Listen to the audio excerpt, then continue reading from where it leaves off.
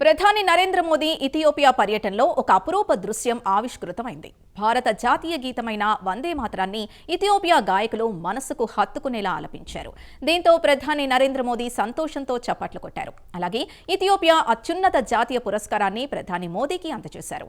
కాగా ఇథియోపియాలో ఉంటే తనకు సొంతింట్లో ఉన్న ఫీలింగ్ కలుగుతోందని ప్రధాని నరేంద్ర మోదీ పేర్కొన్నారు.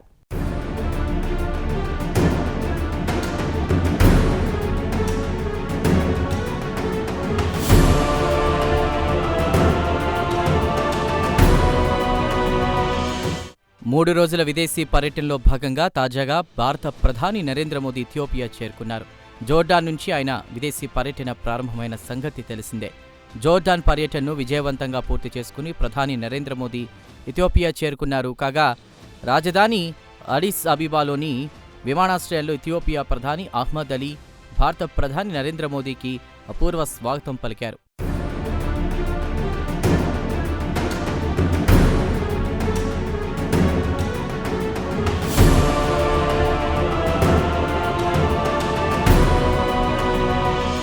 ఆ తర్వాత ప్రధాని నరేంద్ర మోదీని హోటల్కు తీసుకువెళ్లారు. కాగా మార్గమధ్యంలో ఇథియోపియా ప్రధాని అహ్మద్ అలీ ప్రత్యేక చొరవ తీసుకున్నారు. నరేంద్ర మోదీకి సైన్స్ మ్యూజియం, ఫ్రెండ్షిప్ పార్క్ చూపించారు. అయితే ఇదంతా అధికారిక కార్యక్రమంలో లేదు. కాగా ప్రధాని నరేంద్ర మోదీ గౌరవార్థం ఇథియోపియా ప్రధాని అహ్మద్ అలీ విందు ఏర్పాటు చేశారు. ఈ సందర్భంగా ఒక అపూర్వ దృశ్యం ఆవిష్కృతమైంది. భారత జాతీయ గీతమైన వందే మాతరాన్ని ఇథియోపియా సింగర్లు ఆలపించారు. దీంతో ప్రధాని నరేంద్ర మోదీ ఆనంద పరవశులయ్యారు. సంతోషంతో ఆయన చప్పట్లు కొట్టారు. కాగా ఇందుకు సంబంధించిన వీడియోను ఆయన ఎక్స్ వేదికగా పోస్ట్ చేశారు.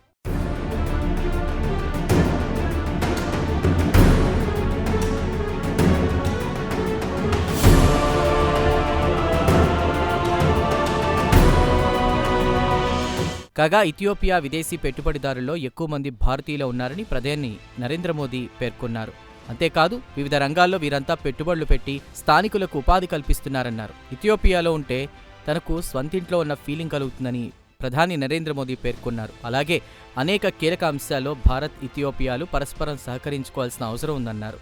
అంతేకాదు ఉభయ దేశాలకు సంబంధించిన వాణిజ్య ఒప్పందంపై చర్చలు కొనసాగుతున్నాయన్నారు ప్రధాని నరేంద్ర మోదీ.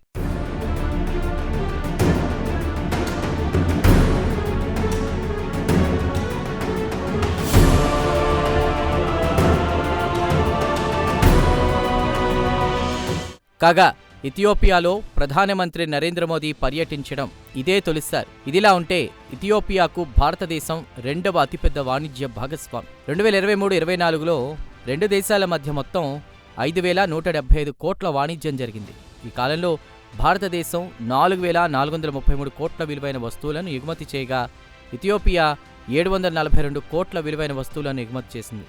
కాగా భారతదేశం నుండి ఇనుము, ఉక్కు, ఔషధాలు, యంత్రాలు, పరికరాలను ఇథియోపియా దిగుమతి చేసుకుంటుంది. కాగా ఇథియోపియా నుండి పప్పుధాన్యాలు, విలువైన రాళ్లు, కూరగాయలు, విత్తనాలు, తోలు, సుగంధ ద్రవ్యాలను భారత్ దిగుమతి చేసుకుంటుంది. భారత్, ఇథియోపియా మధ్య 1940లలో స్వాతంత్రానికి ముందే సంబంధాలు మొదలయ్యాయి. దౌత్య సంబంధాలు ఏర్పడిన తర్వాత 1950లో రెండు దేశాల మధ్య అధికారిక వాణిజ్యం ప్రారంభమైంది.